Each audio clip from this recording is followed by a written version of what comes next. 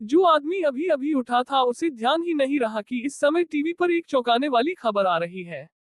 Rabies जैसा एक अज्ञात वायरस हाल ही में दुनिया भर में फैल रहा है। संक्रमित लोग अपना दिमाग खो देंगे और बेहद आक्रामक हो जाएंगे। हमें उम्मीद है कि निवासी अच्छे निवारक उपाय करेंगे। समाचार न देखने के बाद वह हमेशा की तरह बाहर गया और पाया कि आज सड़क पर बहुत सारी एम्बुलेंस थी। जब वह सामान खरीदने के लिए सुपरमार्केट गया तो उसने देखा कि हर कोई सामान खरीद रहा है।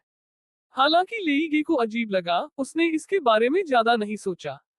उसने केवल कुछ दिनों का खाना खरीदा और फिर घर लौट आया। जब तक कि उसकी बहन ने शाम को एक वीडियो नहीं भेजा, उसे समझ नहीं आया कि क्या हुआ था।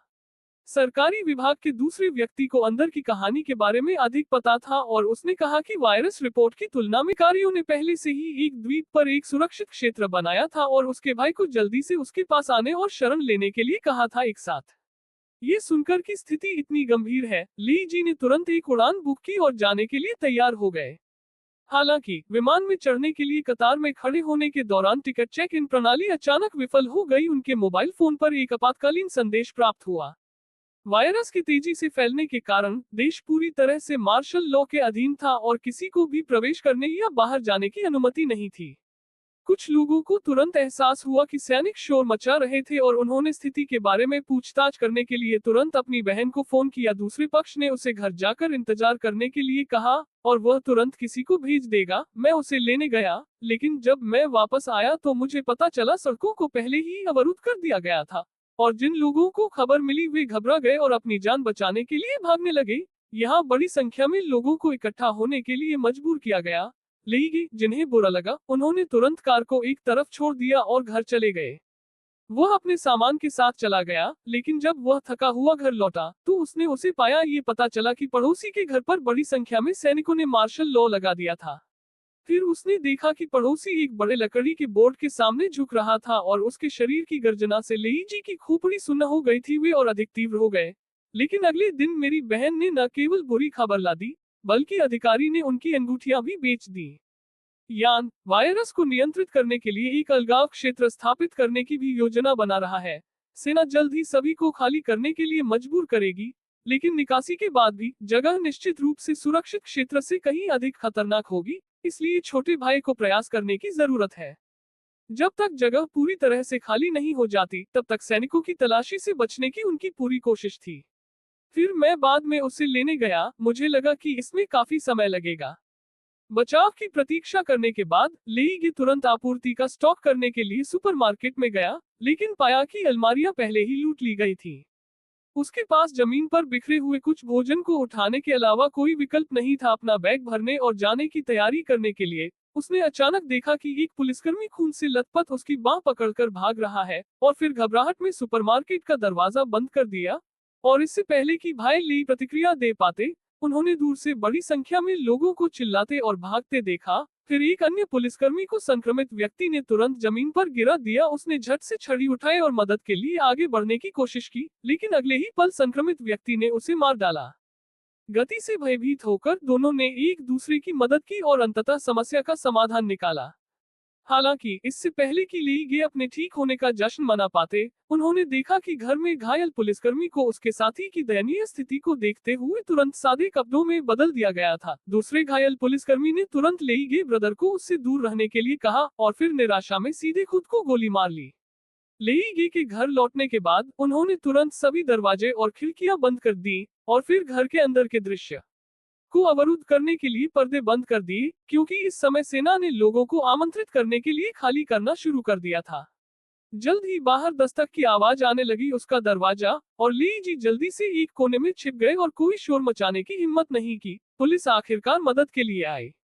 वह सैनिकों की खोज से सुरक्षित बच निकला था। जल्द ही आधे महीने बाद पूरे शहर को एक भूतिया शहर में तब्दील कर दिया गया था और पूरी तरह से छोड़ दिया गया था। हालांकि भाई ली ने अभी भी बचाव की प्रतीक्षा नहीं की थी और कोई संकेत नहीं था, इसलिए वह इस समय वह अपनी बहन से संपर्क नहीं कर सका।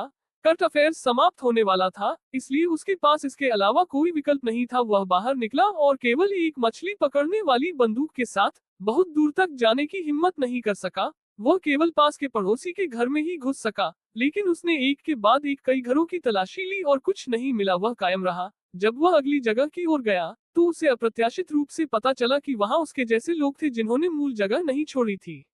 बूढ़ी औरत इसलिए आई क्योंकि वह अपने विकलांग पैरों के कारण समय पर बाहर नहीं निकल पाए और उसकी उपस्थिति ने स्थिति को और खराब कर दिया। वह बस हर दिन खिड़की पर हवा देखती थी और जानती थी कि किस घर में भोजन जमा हो गया है। उनके मार्गदर्शन से ली जी को न केवल कुछ हासिल होना शुरू हुआ बल्कि एक घर में अप्रत्याशित रूप से एक मोटरसाइकिल भी मिली और बढ़े हुए लचीलेपन की अनुमति मिली। उसकी गतिविधियों का दायरा बहुत बढ़ गया और जल्द ही ली जी ने फिर से बड़ी मात्रा में आपूर्ति प्राप्त की।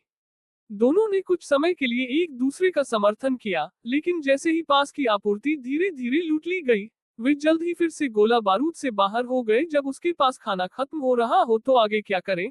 लेकिन ली जी मदद नहीं कर सकी। लेकिन बुढ़िया ने रात में ली जी को कॉल करने के लिए वॉकी टॉकी का इस्तेमाल किया, जिससे पता चला कि वह जो हर दिन रेडियो सुनती थी उसे खबर मिली कि कोई जीवित बचे लोगों को इकट्ठा करने के लिए एक गढ़ बना रहा है। विभिन्न दुर्घटनाओं के कारण खाली नहीं हो सका। ली जी यह सुनकर तुरंत उत्साहित हो गए, लेकिन वॉकी टॉकी पर इस समय कोई हलचल नहीं थी, कुछ सोच रहे थे। भाई ली ने तुरंत कहा कि वह उन्हें नहीं छोड़ेगा और निश्चित रूप से उन्हें यहाँ से भागने में मदद करेगा। लेकिन जब उसने अपना सामान पैक किया और अगले दिन जाने के लिए तैयार हुआ, तो उसने पाया कि बुढ़िया ने उसे काट लिया था और वह अब दयालु भाई ली को शामिल नहीं करना चाहती थी। अफसोस की बात है कि वह केवल अकेले ही प्रसारण में निर्देशांक तक जा सकती थी। लेकिन जब वह यहाँ पहुंचे तो उन्होंने पाया कि वह जगह पहले से ही जुड़ी हुई थी।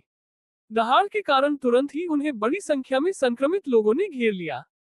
ली जी केवल इस भयानक जगह से भागने की सख्त कोशिश कर सके। वह आसानी से प्रतिद्वंद्वी से छुटकारा पा सकता था, लेकिन अभी तक नहीं। इससे पहले कि वह खुश हो पाता, उसके सामने अचानक लाशों के ढेर की उपस्थिति ने उसे चौंका दिया।